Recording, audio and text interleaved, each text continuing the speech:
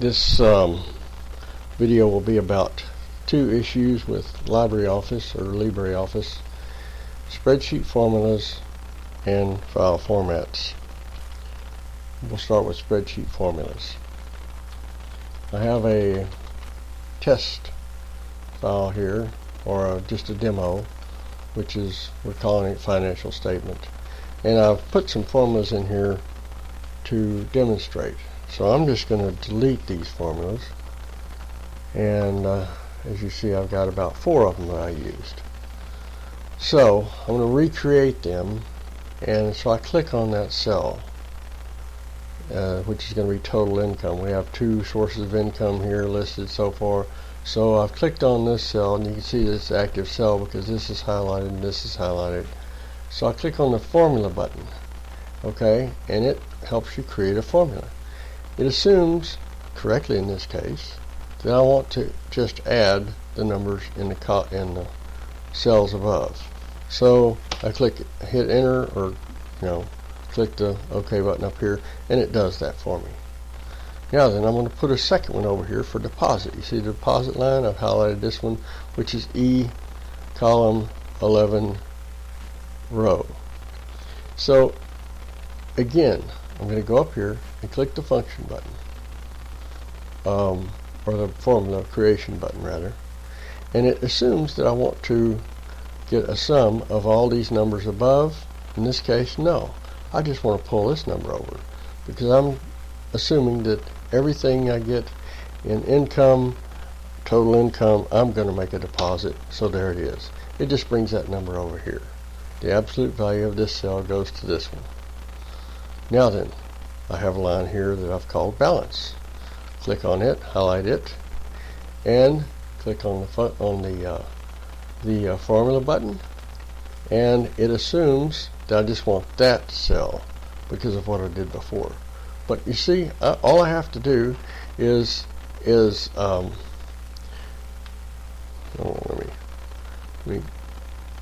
right, I edited it by hand. It allows you to edit it by hand.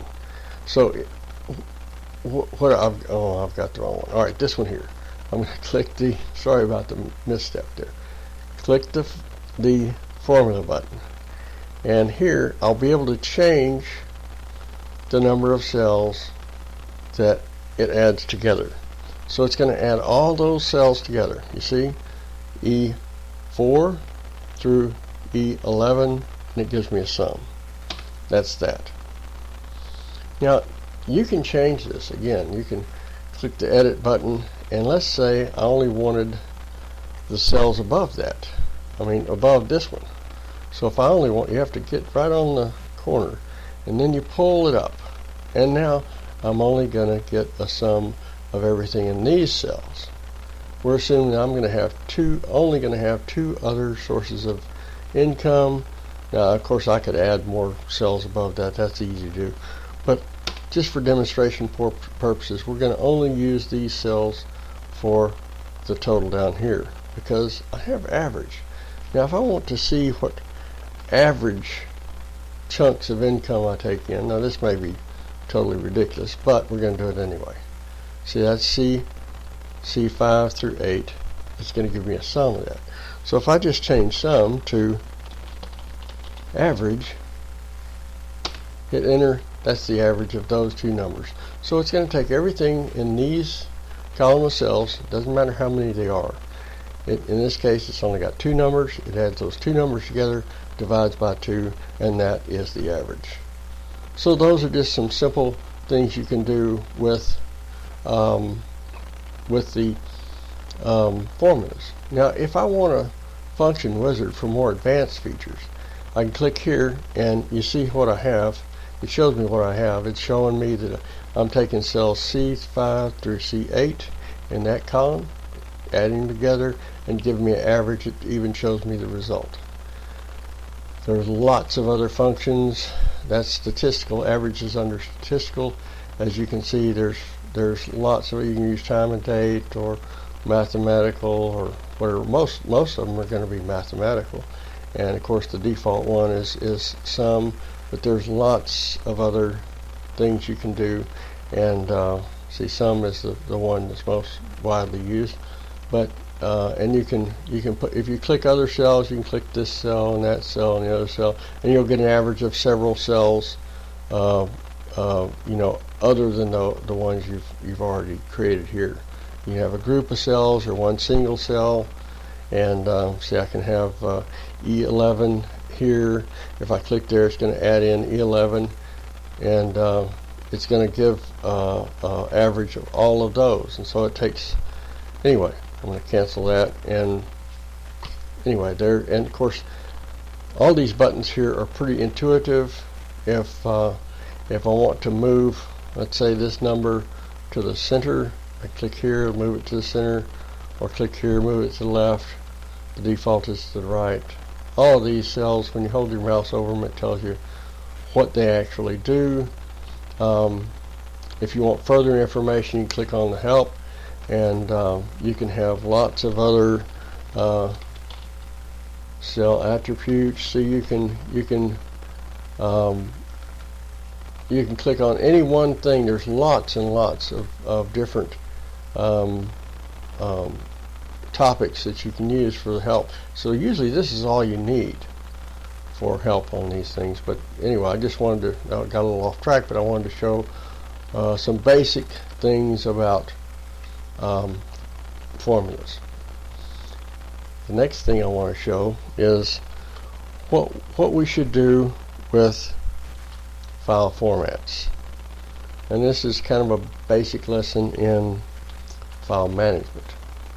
Now, if I'm going to share this with somebody, say I'm going to email it to somebody, and I want them to see it just as I see it, I would export it as PDF.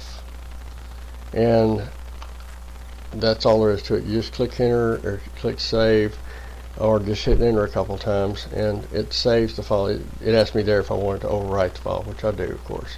If I'm updating it, I would overwrite it.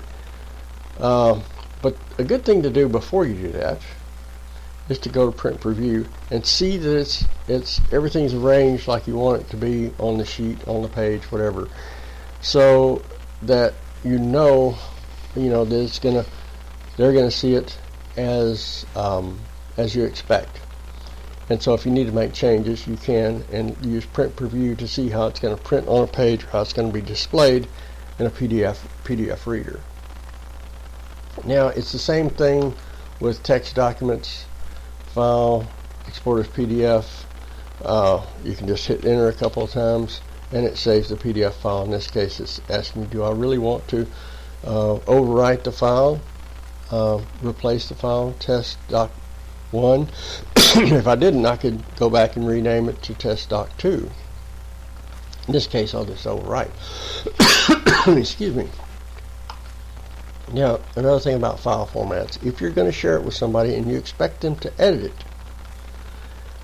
this is what you're going to be up against. You may not know, let me move this up just a little bit. You may not know what kind of editor they have. This is the default. If you just hit enter, it's going to go to ODF Spreadsheet, which is ODS as a file extension. But if you think they have Microsoft Office, Microsoft Excel in particular, XLS, which is 97 to 2003, Microsoft Excel 97 version 97 to 2003, is a good choice. Now, it's going to be compatible with a pretty good range of other editors, including Libreoffice or Microsoft Excel. So that's a good one to choose as a rule of thumb. And you can bet that even if they have a newer version of Microsoft Office, they're going to be able to open that one, because Microsoft has as of late have decided that, gosh, we need to be backwards compatible with other older formats. So that's a good as a rule of thumb, that's a good format to choose if you're going to share it with other people and you're not exactly sure what text editor they may use. Same with a PDF file. Same with a document file. you're going to have look at the same, almost the same list of formats, and this will read or write to any of these formats, but the person you send it to may not be able to. But the Microsoft Word 97 to 2003.doc with the file extension .doc is a good choice, because you're pretty well assured whatever they got, they'll be able to edit it. And again, it asked me, do you really want to replace this file? Okay, so that's a pretty good overview of the way it works, and how to negotiate file formats and editor. Now, I just want to show you here their website is libreoffice.org or libreoffice.org, whichever way you pronounce it. I think the probably proper way is Libreoffice. But anyway, here's your you've got documentation, and which are huge files. If you really want to be a guru, you could get one of these PDFs and read it, and you'll know more than I do. I'm mostly, like I say, I just use I just experiment, and see, like if you wanted to add a column, you could just right click right there and or add a row, insert row above. Now I've got, and the formulas will automatically change.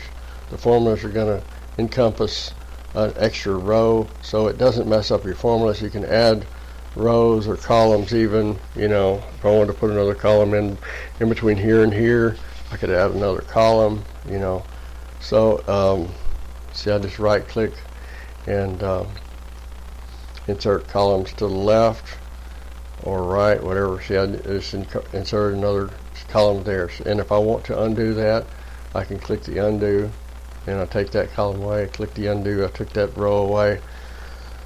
Everything's pretty intuitive. If you hold your mouse up there, it tells you what these things are going to do. Align right, align left, whatever. See, like if I want this pushed to the left, click there. I want it centered, right.